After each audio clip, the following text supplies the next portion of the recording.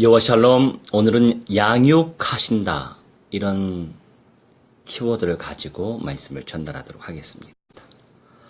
헬라어로 푸는 요한계시록 63강입니다. 12장 12절로 14절.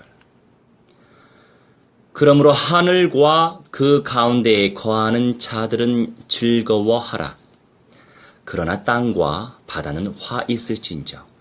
이는 마귀가 자기의 때가 얼마 남지 않은 줄을 알므로 크게 분내어 너희에게 내려갔음이라 하더라. 스케노오라고 하는 것이 거하다라고 하는 뜻입니다. 이것은요, 천막을 치다, 야영하다, 거하다, 마치 구약에서 하나님이 보호와 교제의 상징인 듯한 그 성막에서 하듯이요. 성막에서 하듯이 그렇게 표현하는 단어예요. 하늘과 그 가운데에 거하는 자들, 결론적으로 하나님 아버지와 함께 사는 자들을 의미하죠. 24장로가 참 부럽습니다. 에녹과 엘리야가 참 부러워요. 에녹과 엘리야에 대해서 아시는 분은 아실 거예요. 모르는 분은 모를 것이고. 에녹과 엘리야는 죽음을 당하지 않고 영생의 몸으로 변화된 구약의 인물이죠. 얼마나 존귀한 은사를 받았으면 영생의 몸으로 하늘의 예루살렘, 우리가 말하는 영원한 천국, 그 영원한 천국의 또 다른 이름은 하늘의 예루살렘이라고 기록이 되어 있어요. 자, 영생의 몸으로 하늘의 예루살렘, 영원한 천국에 입성할 수 있었을까요? 그저 하나님 아버지의 마음 아니시겠습니까? 하나님께서 마음대로 그 은사를 베푸신 거죠. 예수님이 오시기 전에 하늘의 예루살렘에 영생체로 들어갈 수 없겠지만, 우리는 들어갈 수 없겠지만, 자, 예수님이 재림하실 때 영생체로, 그것도 변화체로, 죽음 당하지 않고 영생의 몸으로 변화하는 변화체로 새 땅에 내려올 새 예루살렘 성. 지금 천국에 있는 예루살렘 그 성이요, 새로운 땅 위에 내려올 때 이름이 바뀌죠. 새 예루살렘이라고요. 같은 거예요. 우리가 성경의 전문성을 가지고 있어야 되겠습니다. 그리고 여러 이단들, 여러 사이비들이 난리인데, 진짜 이단들이 있고 또 가짜 이단도 있어요. 정치적으로 누명 씌운 이단들도 있고요.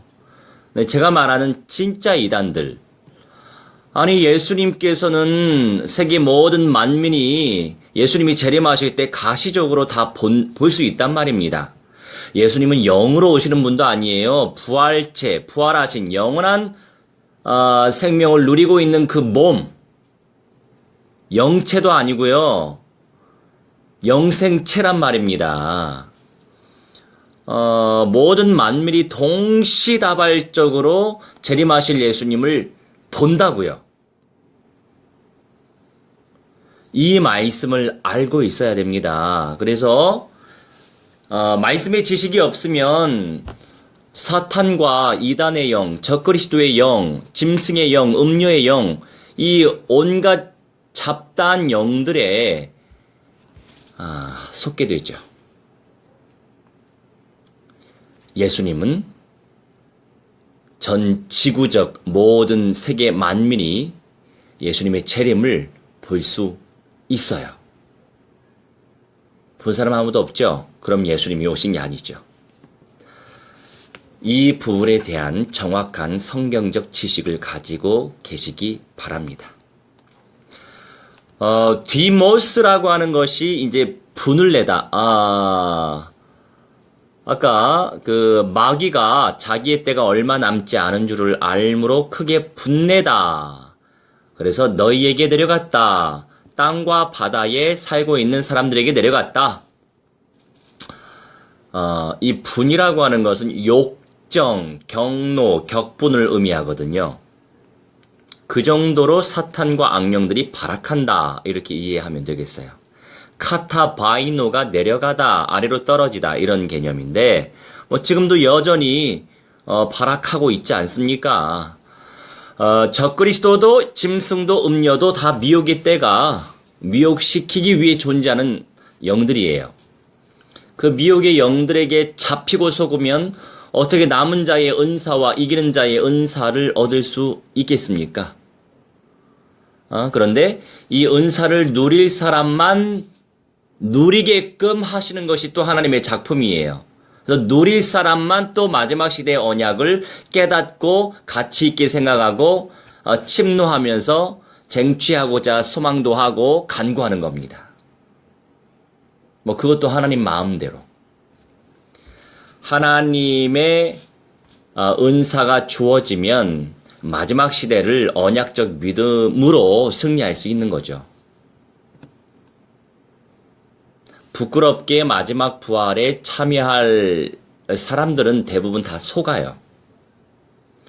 그리고 생명적 헌신을 할 이유가 그들은 없는 거죠.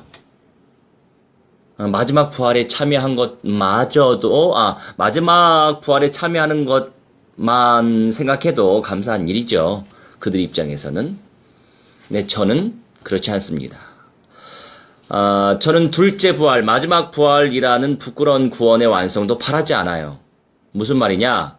언약적 믿음 속에서 하나님 앞에서 떳떳하게 믿음 생활하면서 생명 살려내면서 예수님이 오실 때 완성되어질 그리스도의 나라에 영생의 몸으로 변화되어 입성하길 학수고대하고 있기 때문이에요. 가치를 발견한 사람은 놓치려고 하겠습니까? 놓치지 않으려고 하나님 앞에 기도하고 간절히 구하면서 성령의 은사를 침노하면서 예수님이 하시던 대로 삶을 살아가려고 하고 있고 영혼들을 구원으로 인도하려고 작정하고 있고 현장 나가서 욕 얻어먹으면서 영접운동 시키려고 하겠죠.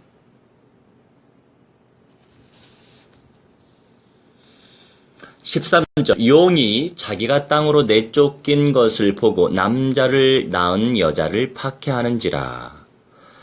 발로 이것이 내쫓기니 던지다, 아래로 던지다, 찌르다 이런 내용인데, 자, 여자는 남은 자들의 언약을 누릴 교회를 의미합니다.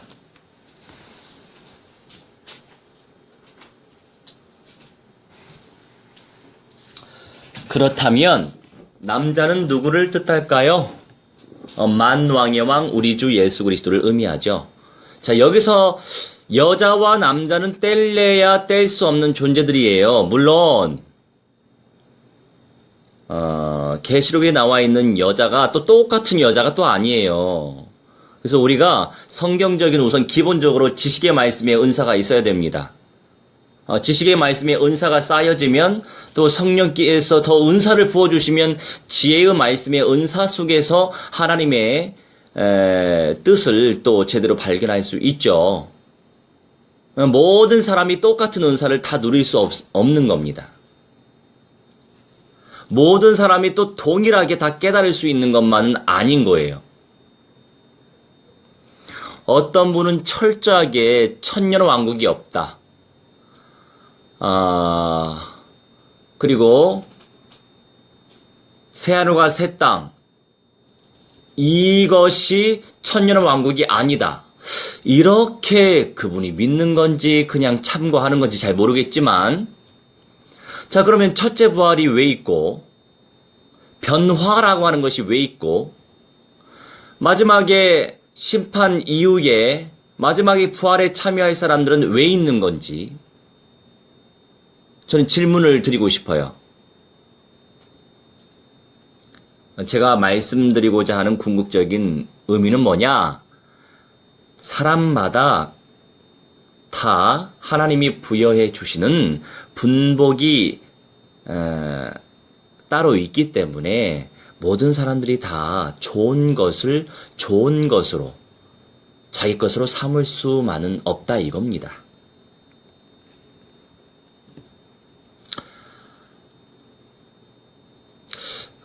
결국 그리스도의 언약을 드러내고 전파하고 살려내어 그 언약 속으로 인도할 자들이 마지막 시대 속에서 믿음을 지켜낼 이기는 자들이기 때문이에요.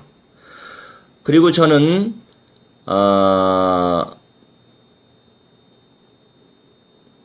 여러 어떤 신학적인 배경이 있고 저도 장로교에서 신학을 하고 목사 안수 받았지만 100% 장로교에서 의도하는 신학대로 저는 성경을 믿지 않아요.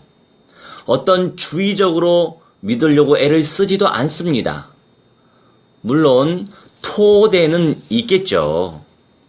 토대라고 하는 것은 존재하지만 아까 말씀드린 대로 지식은 지식이에요. 지식에서 멈추면 지혜의 영역 속에서 역사하시고 은사를 베푸시는 성령의 역사를 누리지 못하는 겁니다. 그러니까 늘 뼈대는 두고 있지만 동서남북을 바라볼 수 있는 영적 시야를 가지고 있어야 돼요.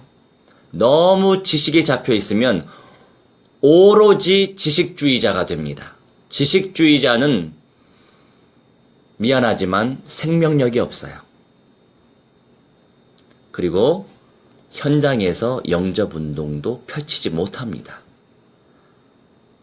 사도 바울의 믿음의 고백이 생각되지 않으세요? 지식으로 생명 살리는 것이 아니고 성령은 큰 확신과 능력을 통해서 우리는 알 수 있는 거예요. 그냥 말로 끝내는 것은 의미가 없어요. 무천년, 즉 새 땅에 도래할 새 예루살렘 성의 은사가 없다면 제가 이렇게까지 헌신적인 삶을 살아야 될 이유가 있을까요? 없어요. 왜요? 정녕 내가 성령을 모시고 예수를 그리스도로 믿고 있으면 영원한 천국 이미 보장받았어요. 믿음으로 천국 입성하는 겁니다. 하지만 새 땅에 도래할 새 예루살렘 성의 은사는 이 땅에서 얼마나 예수님께서 또 세 가지 이름이 있어요. 계시록 말씀 보면 첫째는 로고스. 그 로고스를 얼마나 누리고 깨닫고 삶 속에 적용하느냐. 충신. 이거는 믿음, 더 나아가 확신하다에서 나오는 단어예요. 얼마나 그게 이제 예수님의 또 세 가지 이름 중에 또 하나의 이름이에요. 충신. 또 한 가지 진실. 이렇게 산 사람과 그저 부끄럽게 예수 영접하고 그냥 기본적으로 예배 생활하고 이런 사람과는 동일한 선물을 하나님께서 주실 수 없는 겁니다.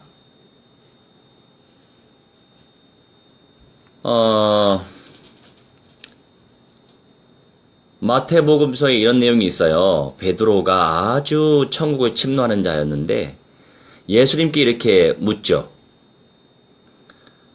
선생님, 우리가 모든 것을 다 버리고 선생님을 따르고 있는데 우리에게 무엇을 주시겠습니까? 그랬더니 예수님이 하시는 말씀, 인자가 보좌 위에 앉을 때 너희가 12지파를 심판할 수 있는 권세를 주겠노라. 제가 빼먹은 단어가 있었네요. 세상이 새롭게 되어. 성경 찾아보세요. 그리고 나서 먼저 된 자가 나중 되고 나중 된 자가 먼저 된다. 이런 개념이 그 다음에 바로 이어지죠. 이건 많이 들어보셨죠? 자, 결국에 새 예루살렘 성 완성되어질 교회, 완성되어질 그리스도의 나라, 그걸 보시고 그 12사도, 마띠아가 들어가겠지만 그 12사도가 누릴 수 있는 그 특권의 현장이 바로 새 예루살렘 성이란 말이에요. 그래야죠.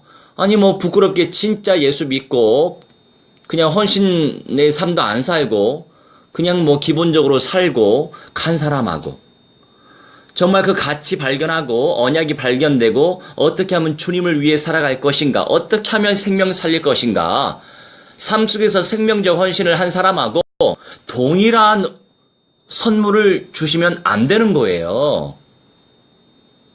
이게 저의 생각이 아니고 성경의 생각입니다.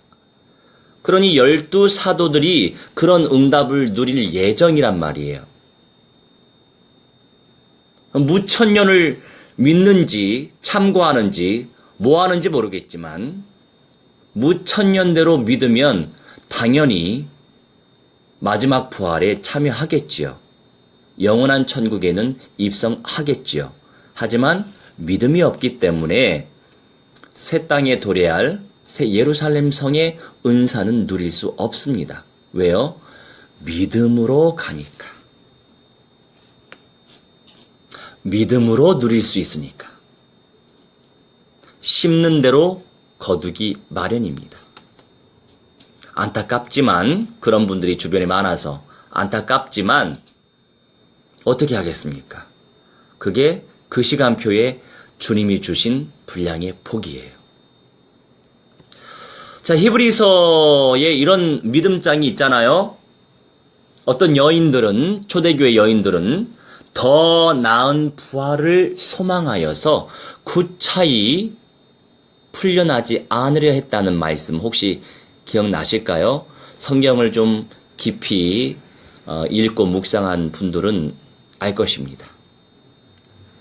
결국 첫째 부활과 마지막 부활의 때가 분명히 존재하는 거예요. 14절 그 여자가 큰 독수리의 두 날개를 받아 광야 자기 곳으로 날아가 거기서 뱀의 낯을 피하여 한 떼와 두 떼와 반 떼를 양육받으매 저는 무리하게 어떤 상징적인 표현을 풀려고 애를 쓰는 사람은 아니에요. 그러다가 별로 중요하지 않는 곁길로 나가는 경우가 있더라고요. 저는 사실 중심으로 풀려고 하는 사람이에요. 토포스라고 하는 것이 바로 곧 장소, 지점을 의미하고요. 오피스가 바로 뱀을 의미하죠. 사탄을 의미하고요. 그리고 한 때와 두 때, 이 때를 의미하는 것은 카이로스, 현실의 시간이 아니에요. 크로노스라고 하는 현실의 시간이 아니고 카이로스라고 하는 영적 세계의 하나님이 또 주관하시고 영적 세계 속에서 우리가 이해할 수 있는 그 시간표, 때, 시간을 의미합니다. 그 카이로스가 또 이런 의미도 있어요. 기회, 정해진, 적당한 때, 뭐 이런 시기. 결국 하나님께서 작정하신 영적 세계 속에서의 그 기회를 의미하지요. 트레포라고 하는 것이 양육함에 이제 단단하게 하다, 살찌우다, 자비를 베풀다, 실컷 먹이다, 기르다 이런 의미가 있거든요. 큰 독수리의 두 날개를 받아 그 여자가 결국 남은 자, 이기는 자, 거룩한 씨를 누리고 있는 그 교회 또 공동체를 의미한다고요. 자기 곳으로 날아가 거기서 그 뱀의 낯을 피하여 사탄 악령들이 여러 가지로 발악하고 방해하지만 우리 하나님께서 끝날까지 남을 자들, 끝날까지 또 이기는 자들, 거룩한 성에 들어갈 수 있는 특권을 누릴 사람들을 그 뱀의 낯을 피하게 만드시는 거죠. 그리고 양육을 받음에 주님께서 작정하신 때가 있고요. 주님께서 준비해 두신 장소가 있습니다. 그 은사를 누릴 자들에게 보여주시지 않으실까요? 보여주시겠죠. 하지만 아직 좀 멀었어요. 다 시간표 따라 드러나기 때문에 뭐 지금 적그리스도의 단일 정부가 좀 뭔가 움직임은 있지만 저 교황이 뭔가 이렇게 말을 또 좀 하고 있잖아요. 메르켈 총리한테 단일 정부 만드는데 힘 좀 쓰라. 이게 기사화 됐었어요. 한 두어 달 전에. 뭐 움직임은 있지만 실제적으로 하나의 나라가 된 건 아니잖아요. 그런 때가 와야 되거든요. 그 때가 아니기 때문에 지금 당장 뭐 예수님이 오시지 않아요. 네. 건강한 종말적 신앙을 가지고 있어야 됩니다. 건강하지 못하면 종말론주의자가 되기 때문에 또 곁길로 빠집니다. 그래서 균형감 있게 신앙생활을 해야 되는 거예요. 여하튼 그렇기 때문에 저는 그 은사를 침노하는 겁니다. 더 나은 은사를 누리게 하시기 위해 영적으로 세워가시는 하나님 아버지의 심중을 알 수 있는 거예요. 그때를 위하여 양육시켜 주시는 거죠. 결국 언약을 깨닫고 누리고 체험하는 그 사람들이 온전히 준비할 수 있는 거지, 신비주의, 뭐 박애주의, 사회주의, 무슨 주의 한다고 해서 되는 게 아닙니다. 특별히 인본주의는 더 응답을 누릴 수 없죠. 당연한 거고요. 그러니 간절히 그 가치가 발견되어지고 나의 것이 되어질 수 있도록 그 은사를 침노하시기 바랍니다. 기도하겠습니다. 사랑의 주님, 준비하게 하시고 주님의 작정하심 속에서 세밀히 인도하시니 감사합니다. 친히 말씀으로 이루어질 약속의 말씀으로 저희를 양육시켜 주옵소서. 온전히 준비하게 하옵소서. 감사드리며 주 예수 그리스도의 이름으로 기도합니다. 아멘. 할렐루야.